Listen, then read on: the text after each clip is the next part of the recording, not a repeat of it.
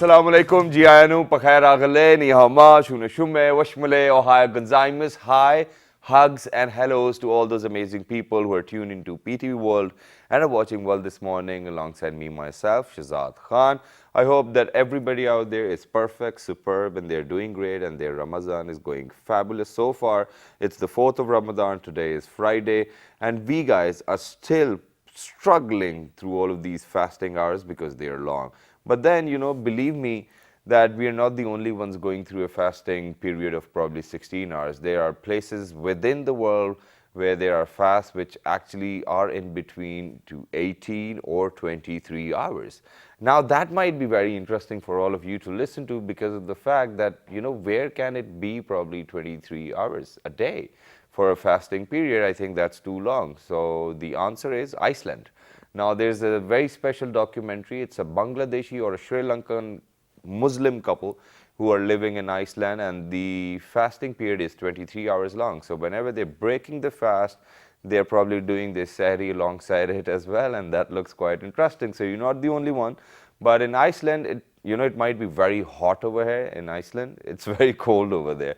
So either way, I think it's not about the difficulty, but it's about the stimuli which triggers within your own head because of the fact that how you take it.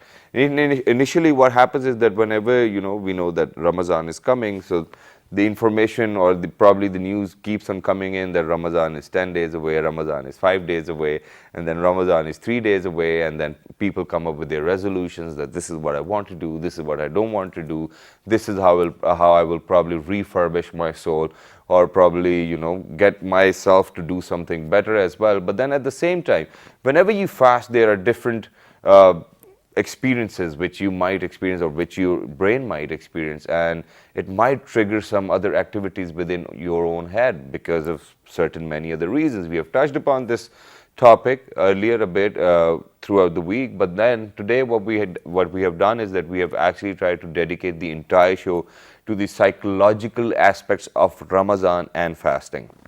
Now, there can be many psychological aspects. First things first, for example, whenever I do my sehri, as soon as the prayer time's over and you cannot eat anymore, I feel as if I'm thirsty. Now, why does that happen to me? Am I the only one, or there are other people around as well? Because I keep on drinking water before the time ends, but then eventually, whenever it's the prayer time over, dude, I cannot even tell you how much I feel like drinking water, but I shouldn't be talking about water today, but this is what we are discussing. And then there's this concept of good deeds and that you will be blessed, and then there's a concept of bad deeds that you'll be sent to hell. Now, how do we actually respond to that? How does our brain respond to that? Do we have a proper understanding of how our brain works? Well, that's a quite interesting question mark, and for that particular reason, we have got very apt guests over here within the studios. And without any further ado, I'll introduce you to them, or probably them to you. So either way, I think it's going to be perfect. But on my right hand side, I've got Dr. Ayza Abid, who's an educational psychologist. Hello, ma'am. Assalamu alaikum. How are you? Walaikum salam. I'm fine, and it's a very interesting topic you've selected. All right, let's see whether we can do justice to it or not. And moving on, alongside Dr. Ayza, we have got Dr. Marryum Mubashir, who's a consultant psychiatrist. Hello, assalamu alaikum. How are you? It's a pleasure being here. Thank you so much. Thank you very much once again. And how's Mubashir sir? He's all right. Is he right in front of the television? Probably. Right now? Probably. Hello, sir. You're a master of yourself, and we have missed you on the show, and we would love to have you on the show as well at the same time. And alongside Dr. Marryum Mubashir, we have got Dr. Asad Tamiz Ud Din, who's an associate professor of psychiatry. Hello, sir. Assalamu alaikum. How are you? Perfectly fine. How do you feel? How's Ramadan going? Ramadan's going perfectly well. I felt as if you've got two tie-pins on your tie. Well, one of them is the mic as well. Oh, well, that's how IT moves about. Well, that's how it.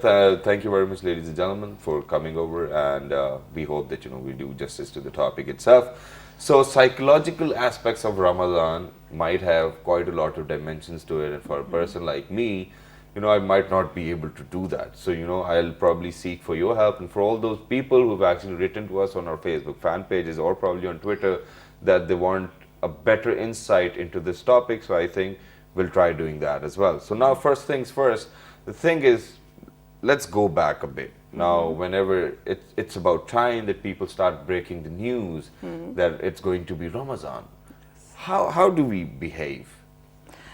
We start getting a little jittery and shaky Jittery. because we are being shaken out of our usual routine. Yes. And now suddenly it's going to be like, oh, I have to adhere to these timings, and it's going to be tough, and it's going to.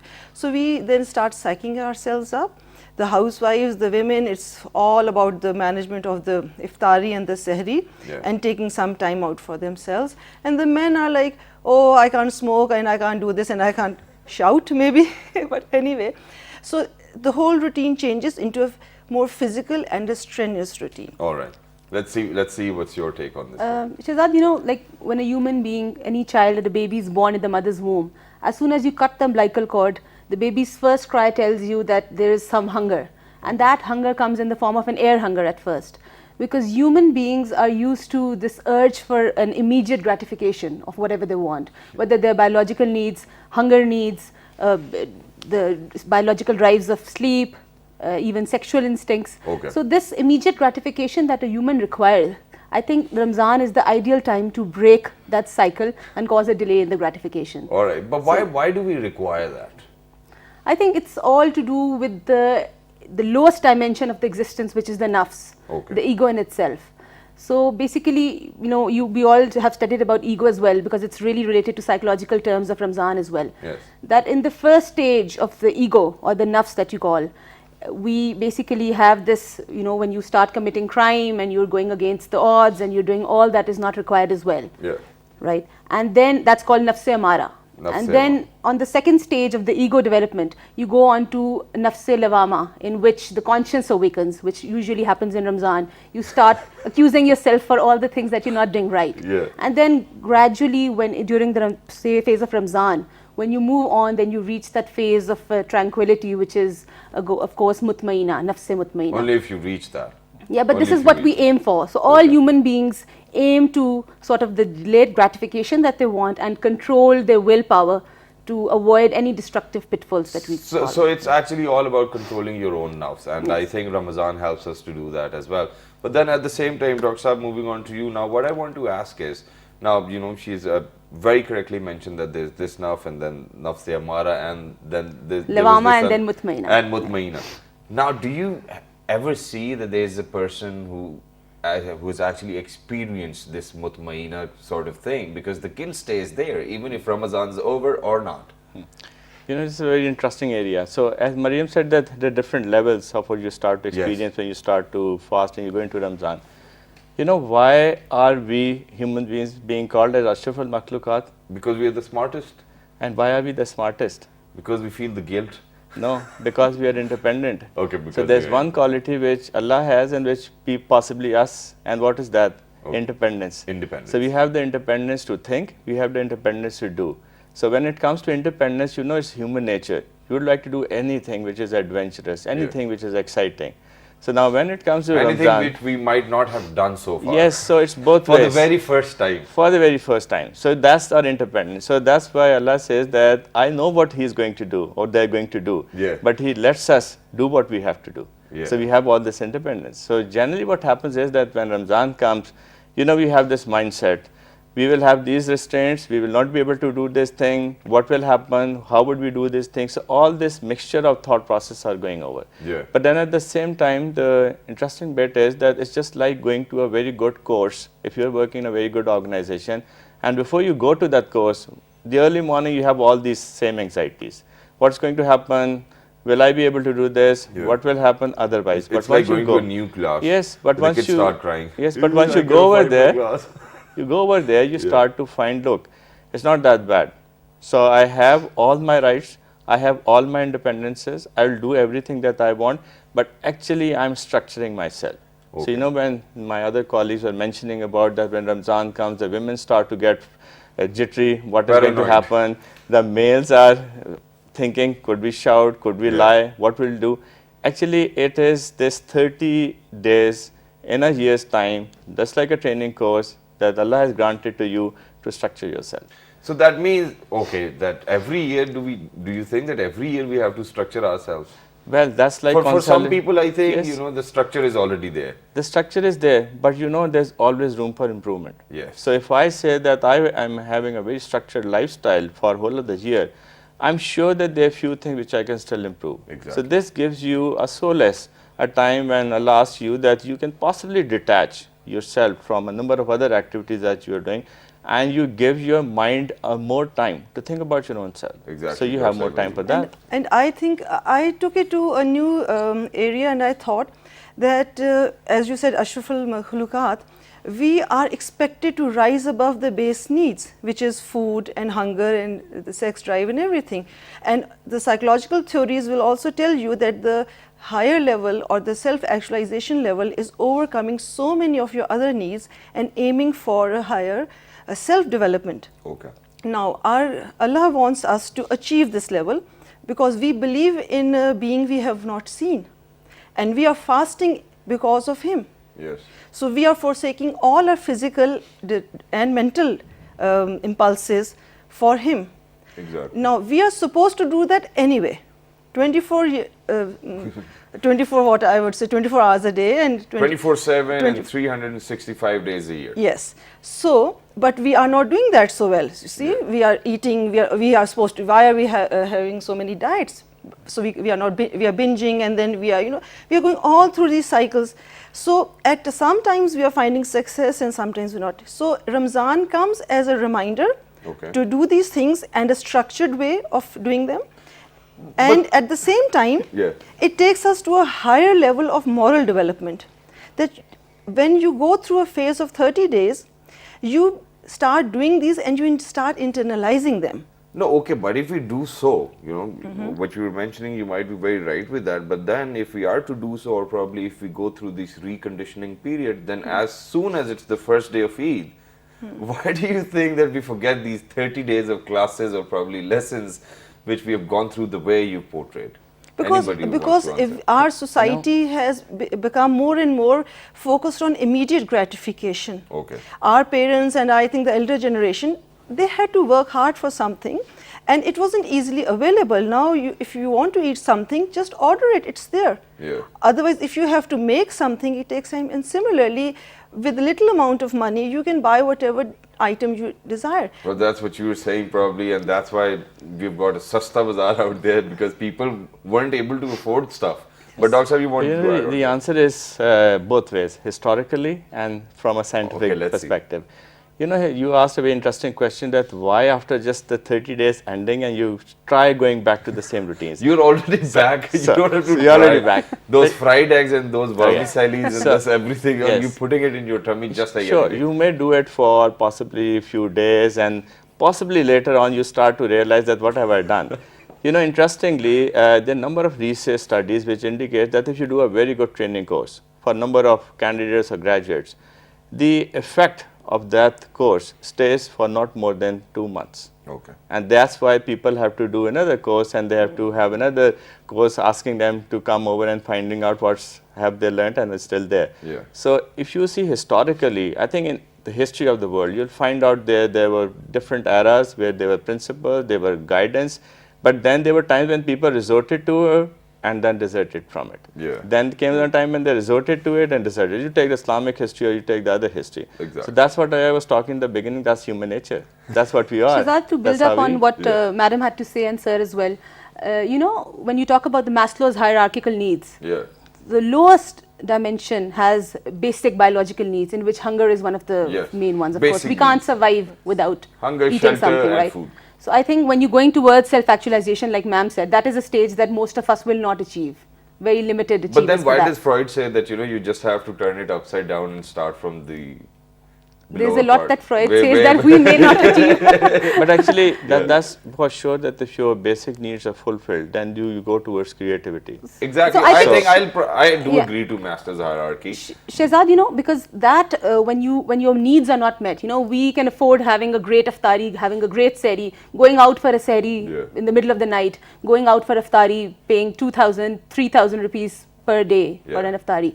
But overall the aspect of Ramzan and the essence, it creates this gratitude and we feel sort of we feel very lucky for being Yeah. blessed with all that we do. Exactly. Now that's what my point is, that in our religion, Islam, very respectfully, we have this, we earn commission probably. I mean, if in a layman term, I'll say that it's like a commission that you pray in this period particularly, whatever you're going to get will be multiplied by 70, okay, for all those blessings. And if God forbid, you're doing something bad, even though the shaitan is chained, it's yourself then. So now this concept, how does our brain reflect to that, knowing that whatever good I'm going to do, I'm going to get 70 times more of what Allah has promised? I think that's basically like a reward system. Yes. So when you have a class and you tell them that if you work well and you're quiet, you're going to get 30 minutes off. Yes. So that's what is possibly a way of making us to understand that, look, when you're saying your prayers, wherever you're saying your prayers, you're obviously going to get the same thing from Allah, and He's going to grant you the same thing. But this is a kind of a reward system which is being initiated in those 30 days. Okay. And the idea is that, as you said, that why it happens that after 30 days everything goes off. Now it varies from person to person. So it all depends that with what insight have you taken this message, that if I'm going to say my prayers, it's going to be 70 times more or 10 times more.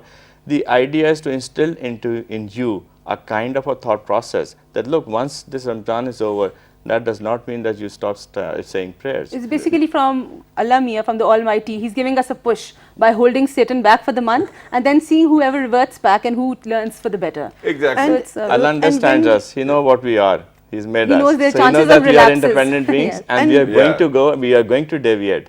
So that's a kind of a scientific So mechanism. He's actually given us a very good opportunity Yes. to behave ourselves. But let me And tell we, you, sorry, please, ma'am. we know that because shaitan is going to be locked up and it's just between him and us, so we are all the more conscious, and it's another psychological term, we are mindful. So we are presently aware that, okay, if nobody's around and I take a sip of water, he's watching.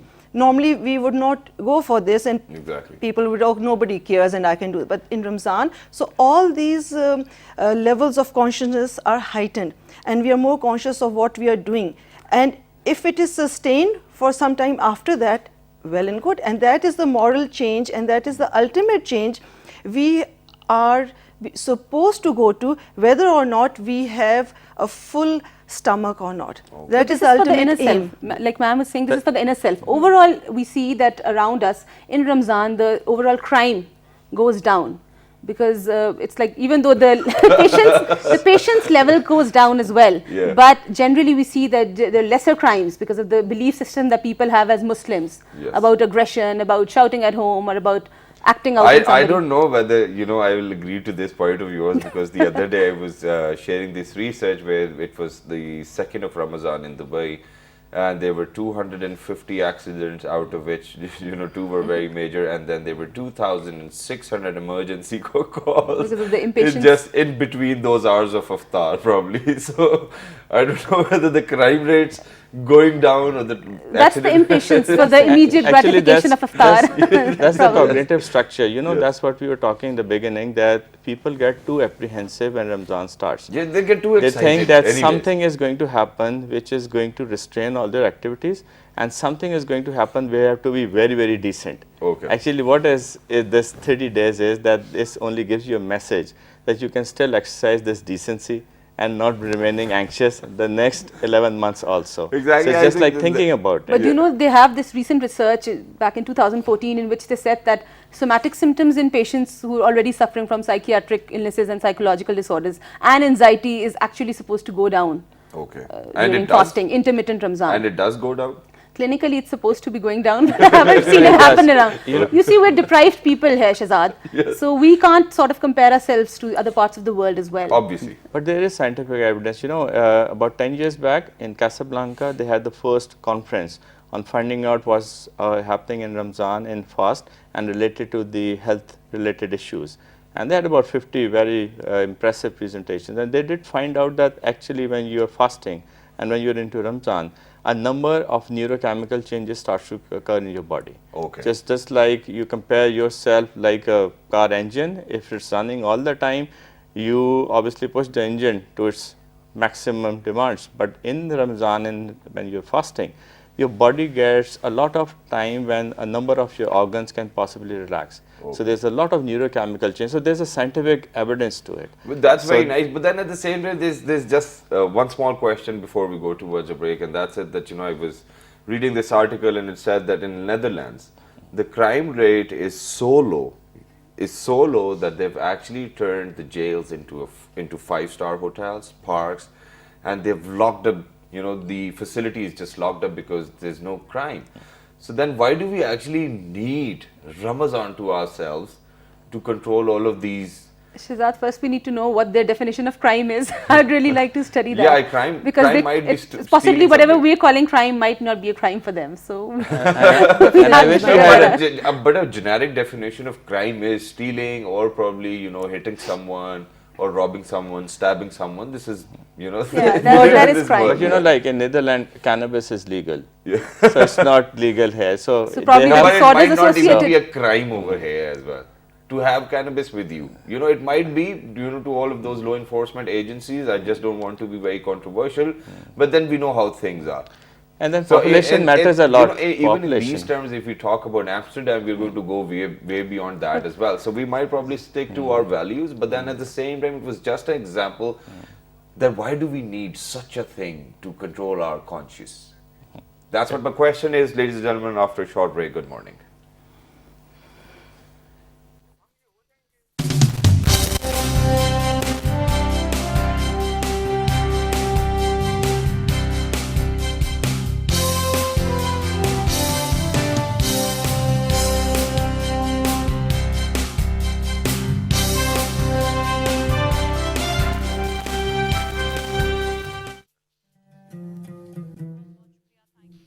The Hassan II Mosque, or the Grand Mosque Hassan II, is a mosque in Casablanca, Morocco.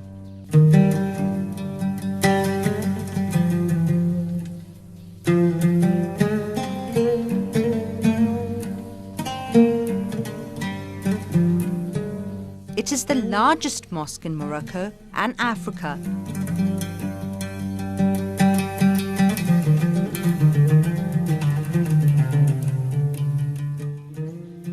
It is the 7th largest mosque in the world. Its minaret is the world's tallest at 2,010 meters. It was completed in 1993. The only minaret is 60 stories high, topped by a laser, the light from which is directed towards Mecca.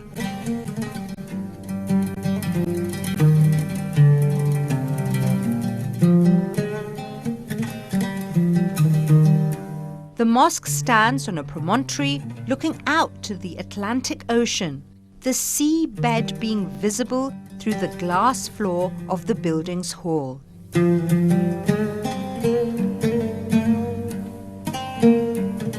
The walls are of handcrafted marble.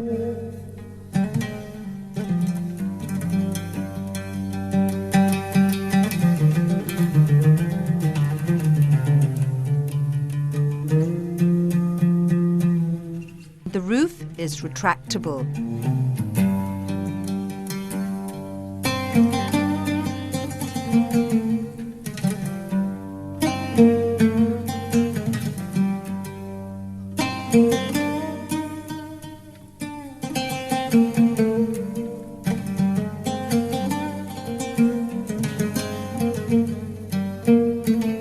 A maximum of 105,000 worshippers can gather together for prayer.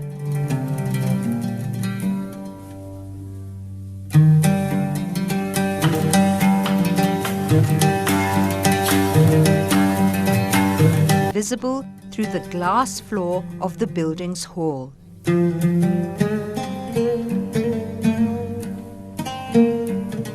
The walls are of handcrafted marble.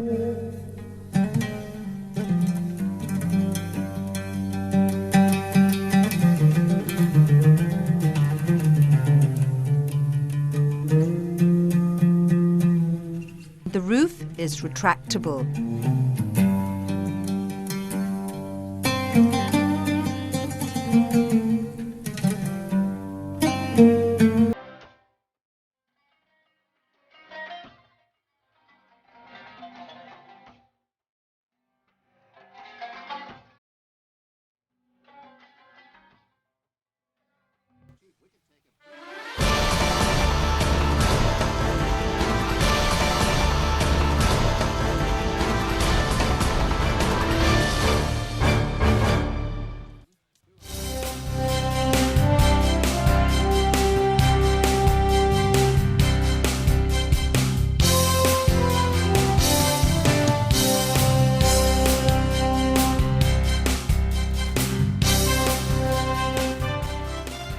All right, ladies and gentlemen, welcome back. And for everybody who just tuned into PT World, you're watching World This Morning alongside Shahzad Khan. And today we are discussing the psychological aspects of Ramadan and fasting. And for that particular reason, we have been joined by Dr. Ayza, we have been joined by Dr. Marryum, and we have been joined by Dr. Asad as well.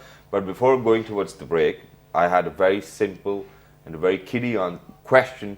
And that was that, for example, that, if we wanted to refrain ourselves from all of the bad deeds, why do you think that we will need a 30 days period of reconditioning of our soul? Why can't we just do it on our own? Because we know that this is good for us. Let's start from you.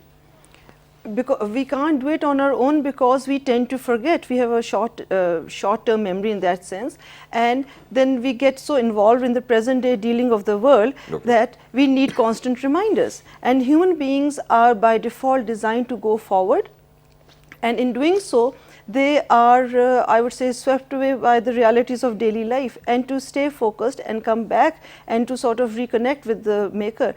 And secondly, there is a way of living in the world. One is like the external controls, don't do this, don't do that, that's by the society. But basically, Islam tells us to develop internal controls. So no matter where you are, whatever you're doing, how you're raising your children, how you're working in the office, in all spheres of life, we need to have our internal regulation. So when we are regulating for our impulses and delaying our demands and our needs and everything, we are learning to set our lives in a regular pattern. No, but ma'am, now the thing is, sorry, I just want to go to the depth of it, and that is that, this is what we have been doing since our childhood, right? Yes. For example, I was able to do things on my own when I was probably 6, 7 or 8, and I had this set of values and rules that, Shahzad, this is right and this is wrong, and please do not do that. But as soon as I left my home, I was in Karachi for 5 years, I was on my own all of a sudden. My parents weren't around, and I made my own decisions, and quite a lot of things moved from this list to this list and this list to that list as well.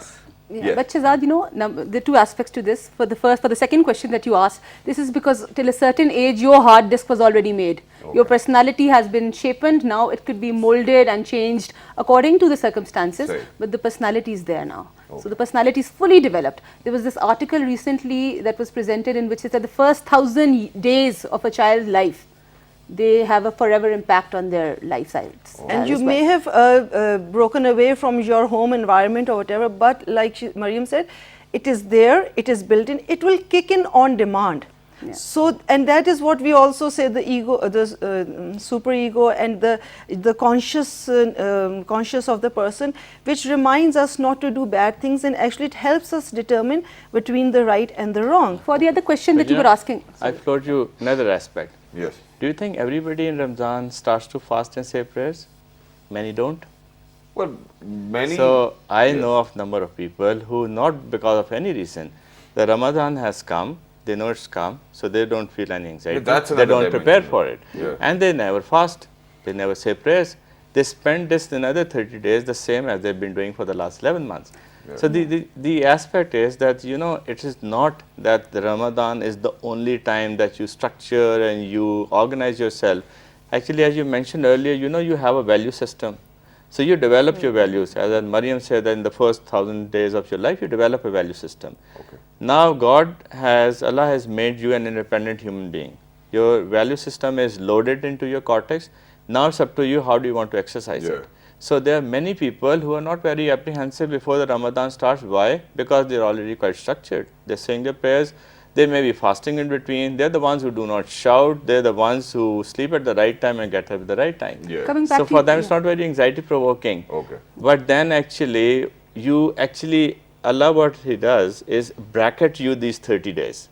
So that's a special 30 days time. It's when a special package. Yes, it's a special package. And it says that, look, those of you are doing it or those you're not doing it, that's a special training time for you which you can utilize. And there'll always be a different treatment of coming back to your question that you were asking, why these 30 days? When a child is behaving well for a week and you have this reward system for the learning, that there's going to be, we call it like a fixed interval. So that he or she does not revert. As a child, 1 week you behave well, you get rewarded for that. Why are you not getting rewarded by the parents daily? Why are you not getting a toy or a McDonald's package every day? Yeah, the reason is that there's always this interval, so you can continue that behavior. Okay. And then, because human beings' life is so fast paced that Allah Mia has given us this 1 month to hold back everything and sort of focus on how to correct ourselves. I think I can even relate to that. Now, for example, I wasn't really a very good student back in my school days. Well, in my university, I was a scholarship holder. That was a transition.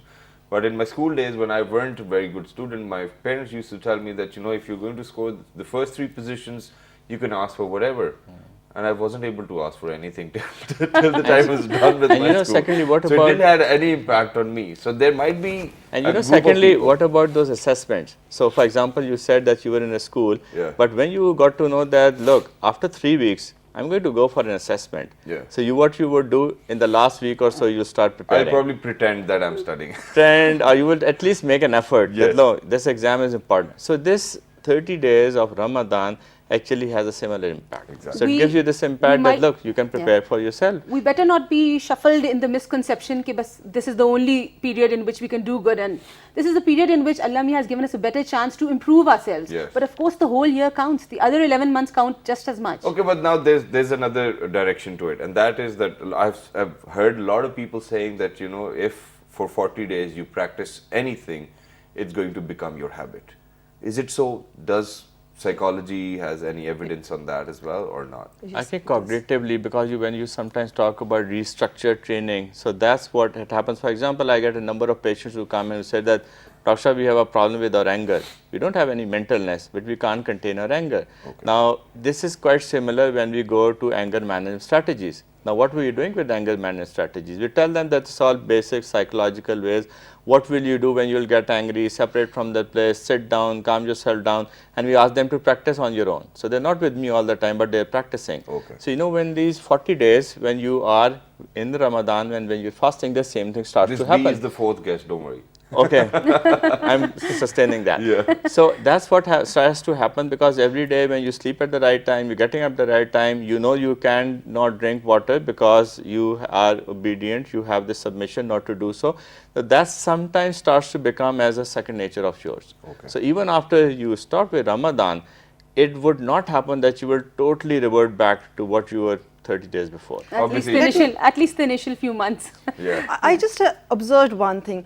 With women, for instance, with me, I used to want to control my diet and not gain weight, and it is very difficult because you can't resist that sweet and that extra bit of chapati and everything. So it's very hard to. But when Ramadan comes and when you are fasting, no matter if you talk of water, I am just not thirsty. I'm not even thinking of it. So it takes us on a different plane. And I think for those people who understand the value, they don't really get tempted. So putting external controls like not eating in front of a rozeda, it doesn't matter. You can have a huge feast in front of me. Yeah. I will just not feel hungry. And that is the trigger, the effect of the fasting, which comes into play. Oh, okay. But does it get continued? Yeah, that's what my question it doesn't. It doesn't. But when you fast regularly, and like if you do some nafil and it does not fast, even need to be continued as well. I mean, does in not terms of feast and probably water or whatnot. But now what I want to ask is that in Ramadan particularly, when you fast, you get agitated a lot. You know, this is what I've witnessed, and it might be a very generic type of term as well, that, you know, I've seen a lot of people getting agitated or probably shouting or probably fighting on streets. This is when you get to see the most of reality TV, you know, that's what I'm saying, or probably I'll phrase it like that. Why do you think that when we're fasting, we take it that way? They will have a better biological reason for that, but when I travel abroad and then when I go around seeing people and meeting people here, there's a huge difference in our personality. I see people talking very calmly to their children. I was on a flight, this child kicked my seat for 15 minutes. I just looked around once, and for the next 4 hours, the parents kept him busy. Okay. This is the difference. I never heard them shout. I never heard them do anything. They were just, so that's the kind of society we need to have. Teach children calmly, comfortably. No scolding, no yelling. So we are yelling and scolding from the day one. So our anger management, our general level of dealing with people is quite volatile. So as a society, so what you see right now, when you can't eat, people are getting, oh, I can't eat, something's going to happen, I can't hold on, because we have moved it from the psychological to the physical. It's not about food. You don't have to have a feast. Why are we having buffets? Yeah, and then at the same time, there's another research which I want to add on to, that throughout the globe, you know, in Ramadan, people tend to lose 2 to 3 kgs. But over here, only in Pakistan or probably in this subcontinent, we gain weight. I mean, that's quite a lot of interesting research as well. And whenever I'm flying, probably to any other country, and if there's a baby crying, I probably give them a shout out saying whose baby is it. So now, we're in the message. developing part of the world in which people, their expectations, their needs are not met, the basic needs of hunger and sleep and everything, right? So this basically stems up from the aggression and the crime and the thing that you're talking about, agitation. It stems on from frustration, the frustration of not having. You know how we tend to be very judgmental in the society. Oh, that driver, he really doesn't know how to behave. That maid doesn't know how to behave. But when we are deprived from that one basic need, that's when our frustration comes in, which is why people are shouting in offices, at schools. Thank God schools are off this time around. So this is what happens. But you know, if you look at your question from a scientific perspective, so you scan through researches, you'll find out that when you're fasting, actually your heart rate starts to go slow or is reduced, and so is the whole metabolism in your body. So actually, if you look into the psychopathology of why people shout and they get angry, there's a lot of neurochemical change. There's a lot of epinephrine or epinephrine which is being generated, which is one of the reasons why people would go to anger, or their anger areas which starts to stimulate. Actually, in fasting, it's the other way around. So technically, it should not happen that somebody who is fasting who would become more irritable and would shout. It should happen. Yes. Well, that's part of the culture. It should not happen, because generally, scientifically, if you're fasting, your glucose metabolism is less.